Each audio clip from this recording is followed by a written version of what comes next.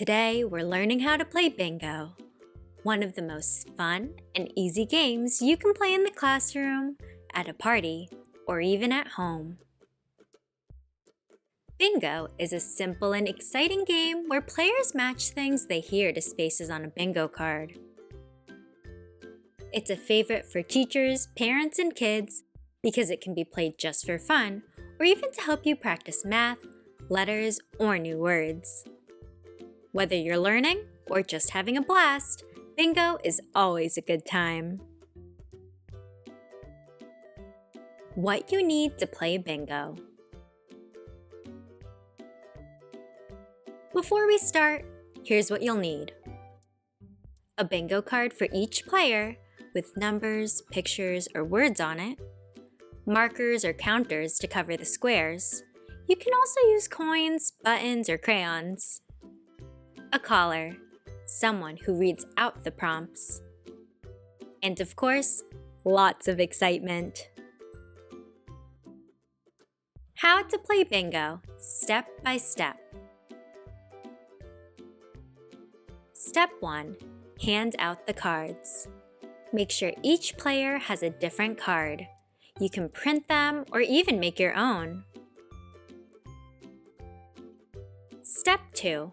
Get your markers ready. Give everyone enough markers to cover their whole card. If you don't have counters, torn paper or even a pencil to cross off squares will work. Step 3. Start calling the prompts.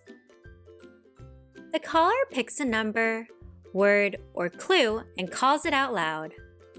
For example, 16. Or for a fun twist, what's 10 plus 6? Step 4. Find and cover the match. If you have that number or word on your card, cover it up. Step 5. Keep playing. The caller keeps giving new prompts and players keep covering matches. Step 6. Call out bingo! When a player covers a full line, up, down, or diagonal, they shout bingo as loud as they can. Then, everyone checks the card to make sure it's a real bingo. Step 7. Celebrate! If it's a real bingo, that player wins the game. You can even play a few more rounds to keep the fun going. When is the game over? You can end the game when the first person wins, or you can keep playing until 2, 3, or even more players get bingo. You could also play blackout bingo, where players have to cover the entire card to win. Different ways to play bingo. Here are some fun bingo ideas you can try. Number bingo. Great for practicing math facts. Letter bingo. Perfect for younger kids learning the alphabet. Picture bingo. Fun for parties or holiday themes like Halloween or Christmas. Sight word bingo. A fun way to practice reading. And here's a fun classroom tip.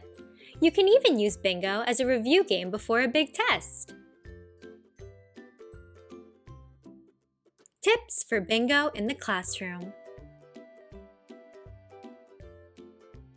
Laminate the cards so you can use them again and again. Mix up the prompts. Sometimes call out a math problem, a rhyming word, or a silly clue to keep kids thinking. Play music while everyone plays and pause it for each new call. It makes the game feel even more exciting. Bingo is a fun and flexible game that you can change to fit almost any theme, lesson, or party. Whether you're playing with numbers, letters, or pictures, bingo is all about having fun and listening carefully. Thanks for joining us. For more information and resources related to bingo, head to twinkl.com.